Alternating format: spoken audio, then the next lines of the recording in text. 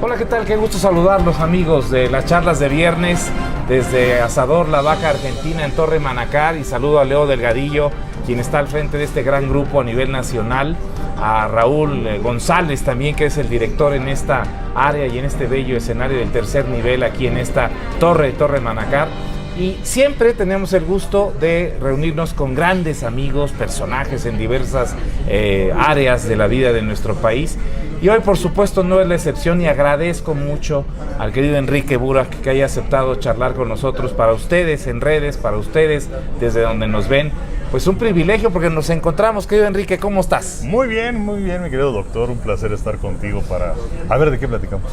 Hay muchos temas, y yo recuerdo, fíjate, desde aquellas tardes de béisbol cuando nos encontrábamos en el Parque Deportivo del Seguro Social, por supuesto, claro, para que Enrique estuviera haciendo la transmisión para radio, pero antes del juego pues nos encontrábamos en el café, o quizá en los tacos de cochinita, o cosas por el estilo, ¿no? Que han sido... Pues han pasado varias temporadas de aquel entonces, y por supuesto tu amor por el deporte, por el béisbol, por el fútbol americano, pues se ha acrecentado y has logrado posicionarte en una circunstancia muy importante, muy favorable, una carrera muy destacada, y sobre todo pues con este afecto de la gente, que es lo más importante. Platícanos un poco de aquello, cómo fue el inicio, cómo fue toda aquella acercamiento con la actividad que tiene que ver con el comentario deportivo, Enrique.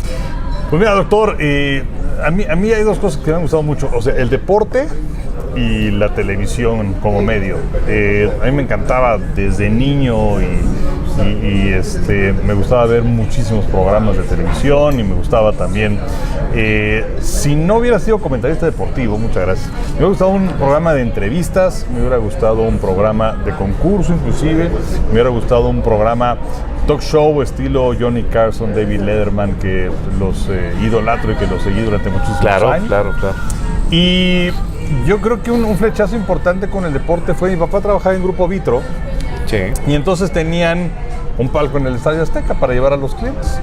Claro. Pero si no había clientes que llevar, pues a veces estaba el palco disponible, y entonces no nos llevaba a la familia. Y me acuerdo la primera vez que fui al Estadio Azteca, o sea, todo el mundo lo conoce, ¿sabes? Esa mole inmensa de concreto. Claro. Pero bueno, el llegar al palco, y además, bueno, pues yo estaba muy chiquito, entonces no podía alcanzar a ver el vidrio, ¿no? O sea, me tocaba puerta, pero cuando se abrió la puerta y ver ese colorido, ¿no? Lo verde del pasto y el colorido de la vestimenta de la gente y de los anuncios, fue algo que me capturó, y pues tuve la oportunidad de empezar a hacer algunas cositas. Ahí mi papá me regaló una grabadora que era de esas chiquitas portátiles, sí, así, y empecé a grabar mis programas, y según yo, a escribir mis guiones y a musicalizarlos. ¿Qué edad tenías? Porque eso fue 12 años. Tenía 12 años, claro, sí. Claro. De hecho, una de mis primeras transmisiones, sí, fue la inauguración de los Olímpicos de Montreal 76. Ah, mira, qué bien. Que mi hermana me estaba acompañando a la transmisión, pero era malísima, entonces la tuve que despedir. Pero bueno, fue lo primero que hice, vamos, para mí, medio jugando, pero medio también dirigiéndome hacia donde quería llegar.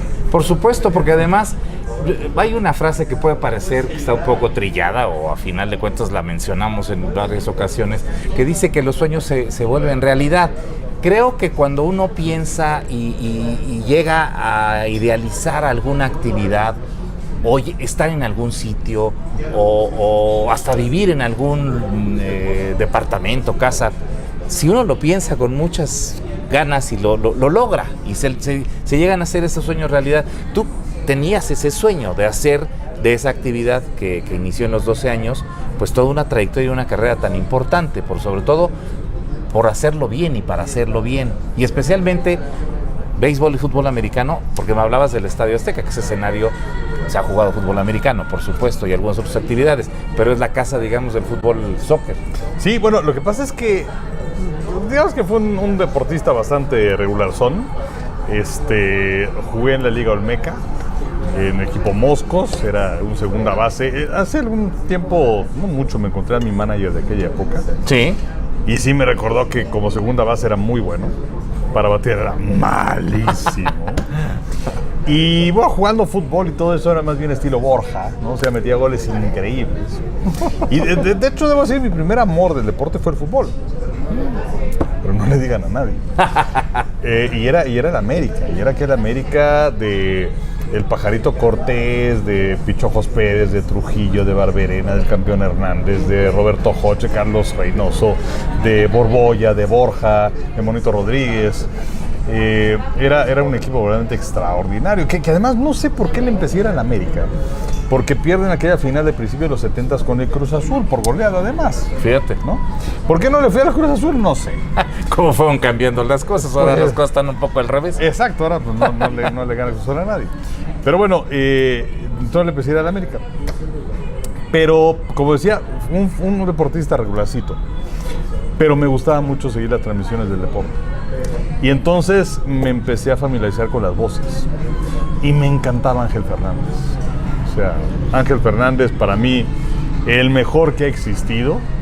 Muy imitado, creo que nunca igualado. ¿Cierto? Con una gran cultura popular.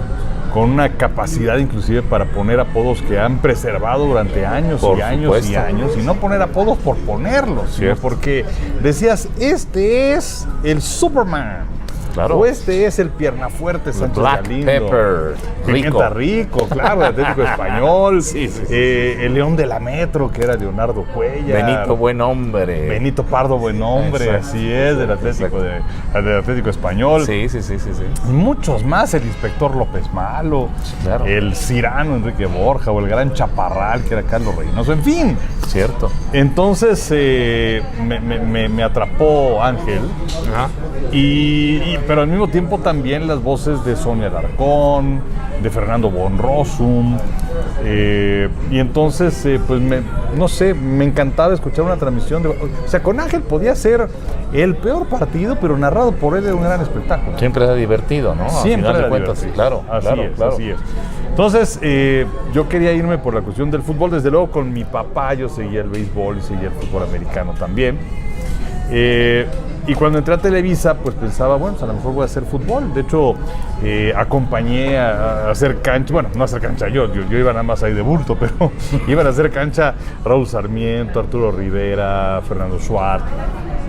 Y luego cuando se abrió la primera oportunidad, pues fue haciendo cosas de béisbol americano. Yo me seguí por ahí. Y en mi vida he hecho un partido de fútbol. Fíjate, qué curioso. Pero bueno, fue a través de las voces, ¿no? De aquellos grandes narradores. Tuvimos nos antecedió una gran generación de cronistas. Y por supuesto, bueno, todavía nos tocó convivir. Y evidentemente tú lo recuerdas al maestro Ángel Fernández. A ti te tocó transmitir y lo hiciste durante muchos años con el querido Pedro Mago Septién. Claro, el Magician. Estuviste también al lado ya mencionabas a Fernando von Rossum, que por cierto ahora en la transmisión del Super Bowl creo que les mandó un mensaje o algo por el estilo, sí, y ustedes lo saludaron. Fíjate que es algo que me emociona mucho porque Fernando, bueno, fue uno de mis ídolos de la niñez, que por cierto de muy chavo, recién entrado a Televisa, pues un domingo que había transmisión de americano, pues dije, me voy a asomar al estudio a ver cómo lo hacen, ¿no? Sí. Y entonces ahí estaba von Rossum, me parece que estaba con Víctor Cerrato, creo que era Roberto Kiosellán, el tercero. Pero bueno, el caso es que agarro y me asomo y en un corte comercial, pues me ve Fernando y me dice, joven. Y yo le digo, no, pues aquí tratando de aprender. Me dice, Fernando, pues aquí vas a aprender porque si vas a tratar mejor vete a tu casa. Pero bueno, insisto, yo lo idolatraba y bueno, lo conocí más adelante con el tiempo, tuve la oportunidad de trabajar con él. Sí. Además, no solamente era un gran maestro, sino que también te impulsaba a prepararte, porque lo primero que te decía antes de decirte buenas tardes o buenas noches era ¿Did you study? Y bueno, por supuesto que sí. Y además, pues una que otra vez ahí que se me atoraba el clutch, pues me sacó, no sé, que sacaba el güey de la barranca. Y luego Fernando se fue para la campaña del 85, ya no estuvo Fernando. Claro. Y luego nos encontrábamos y siempre, no sé, nos saludábamos con mucho afecto. Y ahora, pues a través del WhatsApp y todo esto, nos mandamos mensajes de vez en cuando, ¿no? Qué bien. Y el otro día estaba leyendo algo que me escribió Fernando y yo le respondí. Bueno, así que no es por ser cursi, pero bueno, se me estaban saliendo las lágrimas. Claro. Porque era mi ídolo de la niñez, que no podía creerlo, a pesar de tanto tiempo que ha pasado, de poder estarme mandando mensajes con él, ya de otra índole, ¿no? O sea, la verdad, sí, he sido muy afortunado en ese sentido. Somos afortunados porque tenemos la ocasión de estar cerca de los grandes momentos, cerca del público, por supuesto, de ustedes, y vivir lo que mucha gente quisiera estar también presenciando y participando. ¿Cuántas series mundiales has transmitido ya hasta este momento, Enrique? Pues mira, Pepe Segarra es el que lleva la cuenta, pero desde el 93 a la fecha, solamente ha habido por ahí algunas pequeñas interrupciones. 95, no es cierto, 94 no hubo serie mundial por la huelga de peloteros. Claro. Luego, en el 2001, cuando viene el ataque a las Torres Gemelas y todo esto, la serie mundial se retrasa un poco. Así que nada más puedo hacer un par de juegos de la serie mundial porque en aquel entonces transmitíamos campeonatos mundiales de gimnasia, atletismo. Entonces me tenía que ir a Bélgica. Digo, no estuvo nada mal, fui a Bélgica, pero me perdí esa serie mundial que además fue buenísima, de Arizona contra los Yankees, que se van a 7 partidos. Claro. Pero bueno, hice los 2 primeros. Y la del 2011, que fueron los Panamericanos en Guadalajara, que también coincidió con la serie mundial. Entonces, en mi caso, bueno, me quedé en Guadalajara para hacer la transmisión de los Panamericanos. Todas las otras series mundiales, afortunadamente, las he podido hacer desde el 93 a la fecha. Que son, por supuesto, la temporada completa de Major League Baseball, que implica y que significa, bueno, pues estar cada fin de semana, normalmente sábados o domingos, transmitiendo los juegos. Y en paralelo, y por las fechas, claro, la NFL, con todo lo que implica la NFL, que es una liga, pues, con tantos seguidores, tan querida en este país, por supuesto, en el mundo, en muchos sitios, de Super Bowls, que hicieron ahora al lado del querido Toño de Valdés. Saludamos a Toño con gran afecto también, a Pepe Segarra, que hace muy poco me lo acabo de encontrar y platicamos muy a gusto. ¿Iba sobrio, Pepe? Fíjate que aparentaba que sí, bueno, okay. Aparentaba que eso es importante, porque tiene un gran control de su persona, y qué bueno que lo veas así, que te dé gusto, ya ves. Saludos, querido Pepe Segarra. ¿Ya cuántos Super Bowls son? Este que acabamos de hacer es el 26. Fíjate. Es el 26, el primero que hicimos fue de la temporada 85, en enero 86. Y lo que pasa es que antes, digamos que no se transmitían todos los Super Bowls del lado de Televisa o del lado de Canal 13, entonces claro, Univisión y Azteca. Claro. Si el Super Bowl lo transmitía NBC o ABC, era Televisa. Claro. Que teníamos contrato con la Conferencia Americana y los lunes en la noche. Y CBS era... exactamente, era Canal 13 y sus modificaciones posteriores. Sí, vaya que ha habido. Y bueno, de hecho hubo una época en la que transmitimos 3 seguidos nosotros. Porque eran equipo... Era porque pues ahora sí que se ponía vivo NBC, ABC y lo que sea. Y entonces, claro, eran contratos de exclusividad. Exacto. Ya después la NFL dice a caray, porque además los derechos se le compraban a estas cadenas. Claro. Ya después la NFL dice a caray, pues es un buen negocio. Y entonces, ignoro cuánto se paga de derechos, pero bueno, pues ya todo viene para acá. El caso es que a partir de ese momento de que la NFL interviene en la venta de los derechos de las temporadas del americano, sí, ya transmitimos al mismo tiempo Azteca y nosotros. Que, mira, vivimos una época en la que la competencia, yo no dudo, sigue siendo competencia intensa, pero la época en la que estabas hablando de estos juegos y cómo se daban y las transmisiones, era casi a morir, ¿no? Decir, a ver quién ve, quién no ve, qué mayor rating hay o no, y no solo en estos deportes, sino también en Juegos Olímpicos. Porque también hemos tenido la suerte y privilegio de encontrarnos en el Centro Internacional de Televisión y Prensa de muchos Juegos Olímpicos. Esa es otra faceta y otra también una parte que a ti te gusta muchísimo, ¿no? El deporte olímpico y los campeonatos de algunas especialidades. Sí, lo que más me gusta de todos son los olímpicos. O sea, el tener a los mejores atletas del mundo reunidos en una sola sede por espacio de 2 semanas y además teniendo es un prisma entre el público de no sé cuántas nacionalidades, sí, y también, por supuesto, los deportistas de infinidad de países, y además cada uno de ellos que tiene su propia historia, de muchas veces de un gran sacrificio, y que entrenan años y años y años, y en ocasiones una competencia que va a durar 10 segundos a la mejor, ¿no? Si es la de los 100 metros, claro. Entonces, yo seguí los Olímpicos desde una de las primeras imágenes que tengo es el atentado terrorista en los Olímpicos de Múnich en el 72, cuando los olímpicos pierden su inocencia. Y luego mi gran transmisión que les decía hace un momento en el de Montreal 76. Luego lo que pasa en el 80, ¿no? Con el boicot. Claro. Y a partir de Los Ángeles 84 ya empiezo yo a hacer cosas en Televisa para los Olímpicos. No era saliendo al aire, pero justamente Pepe Segarra y yo y algunos otros compañeros hacíamos los guiones Bien. para el resumen de la noche que se hacía aquí en México, que lo hacía Guillermo Ochoa y Rudy Washman. Mira. Y bueno, el amplio grupo de comentaristas que fue de Televisa a Los Ángeles, pues eran 4 personas. Era Toño Valdés, Sonia Alarcón, Fernando Schwartz y el profesor Humberto Sevilla. Y cómo avanzó la tecnología, que antes, o sea, era de maravilla el tener en la oficina un botoncito que le apretaras y que te contestaran en Los Ángeles, que se le llamaba la línea de 4 hilos. Claro. Era increíble. No digo, ahorita se pueden hacer 1000 cosas, pero en aquel entonces era una auténtica maravilla, ¿no? Y luego en Seúl me toca hacer ya aquí en México el resumen de la noche. Sí. Una combinación un poco sui generis, pero era el Mago Septién, Ricardo Rocha y yo. Fíjate. Y ya para el 92 ya tengo la oportunidad de ir a mis primeros Juegos Olímpicos en Barcelona. Barcelona. Una de las mejores ediciones, quizá. Y mira que ha habido mucho. Sydney fue fenomenal por todo lo que implicó. Beijing, por supuesto, también, y lo que hemos vivido recientemente en estos años. Pero es decir, los Juegos Olímpicos también se han venido modificando, han venido cambiando en muchas situaciones, ¿no? Ahora una gran cantidad de especialidades. Simplemente ya te imaginas, en el caso de los de invierno, pues hay todo y de todo. Hemos con el crecimiento y desarrollo y con todos los avances tecnológicos, ¿hemos alcanzado mejores cosas o la parte romántica, un poco nostálgica de aquellos juegos de los 70s todavía le gana a todo aquello? ¿O vamos evolucionando y hay que irse adaptando?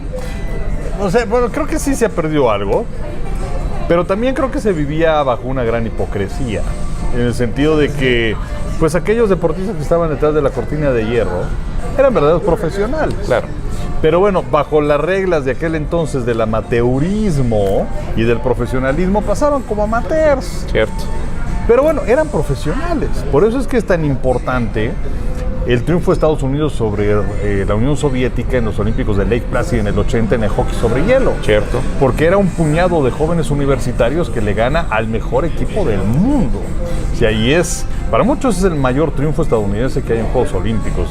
Y la verdad es que sin ser estadounidense, ver las imágenes de ese partido, la narración de Al Michaels y cuando quedaban 3 segundos y 2 segundos y "Do you believe in miracles? Yes". O sea, fue increíble, ¿no? Cierto. Increíble. Sí. Entonces, sí ha cambiado, sí se le ha quitado algo de romanticismo, pero pues yo creo que es lo que sucedía también en el tenis antes, ¿no? Antes de la era de los abiertos, pues también les pasaban su dinero por abajo de la mesa. Yo creo que pues no hay nada como tener todo absolutamente abierto, transparente. Ahora, pues para ser un deportista de élite, no puedes ir a trabajar unas oficinas y luego ir a entrenar 2 horas y luego al día siguiente no ir a entrenar. Tienes que entrenar todo el tiempo. Sí. Entonces, tienen que dedicarse a esa actividad al 100%. Hablando de toda esta evolución y todos estos cambios, la inmediatez informativa en la que vivimos y el hecho de que traigas en la palma de la mano la información al momento, en el instante, Twitter, Facebook, Instagram, toda esta serie de cosas, se ha convertido en un reto para nosotros como periodistas, para los medios de información. Es más el análisis y más el tiempo para poder revisar las cosas y no solamente informar de lo que está pasando. ¿Cómo disfrutas o cómo vives esta etapa que estamos viviendo en la información, Enrique? Pues mira, es que sí, ahora sí que nos ha tocado todo esto, todo este cambio. Sí. Desde la máquina mecánica. Claro, por supuesto, y bueno, escribo con 3 dedos, una gran rapidez, pero de aquellas épocas en las que empezamos, en donde el primer Super Bowl, que es el que platicaba que fuimos a Nueva Orleans, grabábamos, además con una camarota, y aquí abajo venía la maleta, ¿no? Que era la Nagra, que se llamaba aquella cámara, y después de grabar había que ir al aeropuerto aeropuerto. Oiga, señor, fíjese, y además las cintas eran de 1 pulgada. Va a haber una persona de Televisa en México esperando este material. Por favor, lo puede usted llevar. Y ahora, bueno, nos ha tocado todos los cambios, ¿no? Desde que tienes las parábolas estas que se armaban y que le apuntabas al satélite y ya te veían aquí en México, que era increíble en su momento. Sí, sí, sí. Y ahora con un celular puedes transmitir. Y también pues ha proliferado este asunto de que sí hay infinidad de fuentes de información. O sea, antes para las transmisiones del americano, del base, íbamos a los hoteles donde vendían el USA Today. Es cierto, o New York Times, claro. Claro, y para hacerte de información, y antes de que empezara la temporada del americano, ir por el especial de la temporada del USA Today, donde venían todos los rosters. El Street and Smith, ¿no? Era, claro, esa revista era importante. Y bueno, el colegial que lo transmitíamos también en aquella época, pues medio hacías tus listas y luego ya durante el partido, no, Smith es el 6, el receptor, ahora, y sobre el partido es armando tus listas. Ahora, pues hay una cantidad de información brutal, que lo importante es no encartarte, ¿no? O sea, ahora ya hay que saber discriminar lo que ya no te va a servir, hay que ser lo suficientemente inteligente para saber qué es lo que no tienes que saber. Y hablando del público, yo creo que es un momento de responsabilidad de ambas partes, tanto de los emisores de los mensajes como de aquellos que los reciben. Porque la gente ahora, pues sí es muy fácil en Twitter o cualquier red social o lo que sea, ve algún mensaje y dice: mataron al Papa. No, que mataron al Papa, y le empiezan a retener y ya, pero abajo, Juan Sánchez, apodado el Papa, o sea, la gente ya no se detiene en muchos aspectos. Cierto. A analizar, a investigar. Están diciendo que esto ocurrió. ¿Es cierto o no es cierto? Sí. Y mucha gente de los medios de comunicación también se va con la finta. Sí, ese es un riesgo constante, ¿no? Y el famoso tema del fake news, que ahora se ha convertido, bueno, hasta un director técnico como Pedro Caiciña sacó ahí una tabla que Dios sabe de dónde la habrá consultado, pero al final de cuentas pasan este tipo de cosas. El reto va a ser muy interesante por lo que viene y por la evolución que estamos teniendo en temas de producción, en temas de grandes eventos. Hay muchas cadenas ahora, televisión abierta fundamental, y qué importante que esté y que siga, pero hay muchas propuestas en televisión restringida de paga, ya sea cable, ya sea satelital, como fuere. ¿Cuál es ese futuro? ¿A dónde vamos? Cada equipo tiene su canal de televisión, si es el Madison Square Garden o si es el, no sé, estamos dándole, igual le decía esto en información, en propuestas y en transmisiones una infinidad de opciones. ¿Cuál va a ser la base para que la gente elija la transmisión que pueda ser mejor para ellos? El contenido. O sea, yo creo que ahora sí es muy... No, pues es que Netflix y es que Amazon Prime o el que sea, ¿no? Donde puedes descargar y te puedes chutar el maratón de a lo mejor de una serie y puedes ver 4, 5, 6 capítulos como tú quieras. ¿Cómo pueden sobrevivir las televisiones de paga o las televisiones abiertas? Pues en base a la calidad de los contenidos. Yo creo que esa es la única forma, ¿no? El atrapar al público con cosas que les llamen la atención, que estén bien hechas y que estén dirigidas, pues a lo mejor para los niños y para los adolescentes y para los adultos. Claro. Que sea una cuestión quizás un poco más de nicho, pero bien hecho. Yo creo que esa es la única forma. Y pues solamente aquellos que sean más fuertes y que sean más inteligentes y que sepan mejor mover sus fichas son los que van a terminar por sobrevivir. Cierto, porque además ahora es lo que observo, no sé si tú coincidas conmigo o los amigos del público tengan esa misma percepción y sensación. Hay muchas polémicas que están construidas, hay muchos pleitos en mesas de análisis de diversas áreas y instituciones de televisión que están perfectamente planeados para que tú y yo discutamos y casi nos liemos a golpes, pero al final de cuentas, bueno, pues la gente todavía tiene capacidad como para discernir y elegir. Y como tú hablas de contenidos, quizá lo más importante todavía tiene que ser también la investigación y el trabajo que nosotros aprendimos, porque ahora ya todo se da por hecho y ya no se investiga ni se analiza o busca más a fondo los temas diversos del deporte. Sí, yo en ese sentido creo que se ha desvirtuado un poquito la labor periodística como tal. Creo que se le ha perdido también respeto al micrófono. Antes inclusive había que hacer un examen para obtener una licencia de locutor. Ahora cualquiera agarra un micrófono y dice lo que se le pega la gana. Sí, es un riesgo enorme. Claro, pero además, insisto, o sea, nos enseñaron a tenerle respeto al micrófono y al público. Recuerdo una frase que decía Fernando Buonroso, porque, obviamente uno como narrador deportivo te emocionas, porque esa emoción también la transmites al público, y creo que si no te emocionas con algo que está sucediendo, que es importante y todo esto, pues entonces tu trabajo debería ser otro, no precisamente ese. Pero tampoco creo que hay que gritar por gritar. No. Y tampoco creo en el sentido de que la emoción esté en los decibeles que le imprimas. Yo creo que una transmisión hay que dejarla respirar. Creo que la gente agradece esos silencios. Qué mejor que callarte tú y dejar que el público que está en el estadio, escuchar ese sonido. O sea, hay quien le gusta. A mí no me gusta, es cuestión de estilos. Y lo que decía Fernando Buonroso, mira, o sea, ¿cómo vas a entrar a la casa de alguien que te está abriendo la puerta de su casa y te vas a poner a gritar? Entonces yo creo que hay que tener manejo en ese aspecto, ¿no? Pero sí creo que hay que tener respeto por tu profesión, sí, por el micrófono y por el público al que vas dirigido.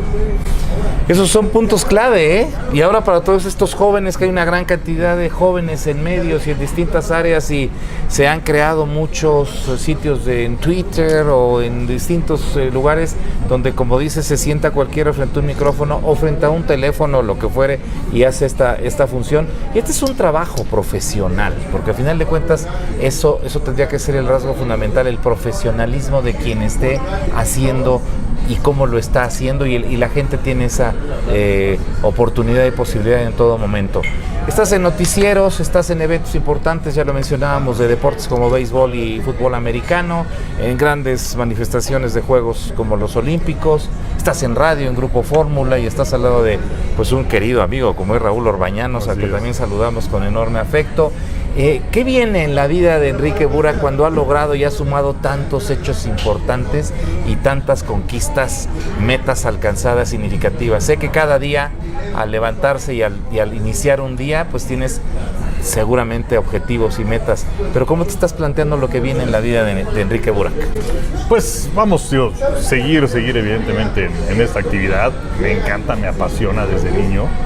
Como lo decía hace un momento, me fascina la preparación de un partido, la transmisión del mismo, el tener la oportunidad de viajar, de conocer algunos lugares que si no fuera por este trabajo, claro, no habría llegado ahí nunca. Y bueno, pues ojalá mis jefes en las empresas en las que trabajo me aguanten. Yo creo que sí, ¿no? Pero son un buen número de años. Pero además la experiencia tiene que ser valorada, porque resulta que ese es un factor clave. Yo creo que lo más valioso de cualquier empresa es la experiencia de su gente. Sí, yo también lo creo. Y bueno, uno se prepara y hace su trabajo lo mejor posible. También conscientes de que el público, a lo mejor dice, bueno, voy a ver el América contra el que sea, o a lo mejor una transmisión de béisbol, Yankees contra Dodgers, y no dicen, voy a ver Yankees Dodgers porque lo va a narrar fulano de tal, sino porque quieren ver el partido. Pero yo creo que uno sí tiene que hacer una labor, insisto, profesional de acompañamiento de las transmisiones, y además en esta época en donde hay mucha gente que muchas veces sabe más que uno, y además en donde las fuentes de información están al alcance absolutamente de todos, y bueno, todos hemos cometido errores, pero bueno, estos errores se tienen que minimizar, porque bueno, pues también se maximizan esos errores a través de las redes sociales, ¿no? Llega a ser así. Cerramos esta semana, el domingo pasado, con una transmisión donde se entregaron los Burak. Primera y creo que última edición de los Burak.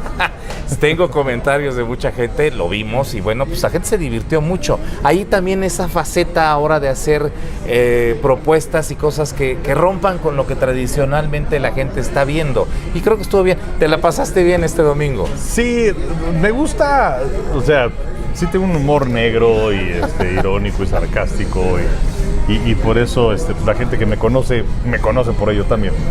Y creo que también había varias oportunidades de comedia, y como decía hace un rato, siguiendo a Johnny Carson y siguiendo a David Letterman y a todos ellos. Sí, me gusta esto, y ahí pues creo que había oportunidad para saltar 2 que 3 cositas irónicas, y creo que estuvo bien. Qué bueno que se hacía, además después de la vivencia que tuvimos como televidentes del Tonight Show o del Saturday Night Live y de cosas tan espectaculares en aquella televisión, y de formar parte, tú formas parte de una empresa que tiene una gran tradición en la cobertura deportiva como es Televisa Deportes, con una serie de ajustes, de cambios, de canales que están creciendo. Creo que vamos a vivir una faceta muy interesante en ese aspecto. Ya lo decía yo al inicio, a mí la oportunidad que la vida me ha dado de conocer a personas como Enrique Burak es algo que yo disfruto mucho y algo que puedo presumirle a ustedes, a mucha gente, a muchos amigos. Los tengo de cerca, los conozco, los he sabido apreciar, y estos espacios tienen también esa finalidad, porque mucha gente nos conoce o los conoce por lo que hacemos en la pantalla, por lo que hacemos a través de los receptores de radio donde nos escuchan, pero esta serie de datos me parecen por demás interesante. Te agradezco, Enrique, en todo lo que vale estos minutos que nos regalas. Ojalá pronto otra vez, en alguna oportunidad, nos volvamos a reunir aquí en este escenario de Asador La Vaca Argentina o en algún otro sitio y coincidamos en eventos importantes. Valoro mucho este tiempo que nos regalas. No, un placer platicar contigo, con tu audiencia, y pues sí, un buen amigo del Doctor de la Rosa a lo largo de los años. Y bueno, pues aquí estamos para cuando se ofrezca. Eres muy amable. Gracias. Enhorabuena siempre, felicidades. Muchas gracias. Gracias a ustedes por acompañarnos en las redes. Estamos en diversos espacios, en YouTube, en Facebook, en todo lo que ustedes ya conocen. Agradezco a Leonardo Delgadillo, quien está al frente de este grupo de Asador La Vaca Argentina, la gentileza de recibirnos en Torre Manacar, a Raúl González, a Jorge Lima, todo el equipo que aquí está. Nos vamos a encontrar muy pronto seguramente, y eso será oportunidad para seguir platicando. Buena tarde, buena noche, buen día hoy. Gracias siempre. Gracias, Enrique. Gracias.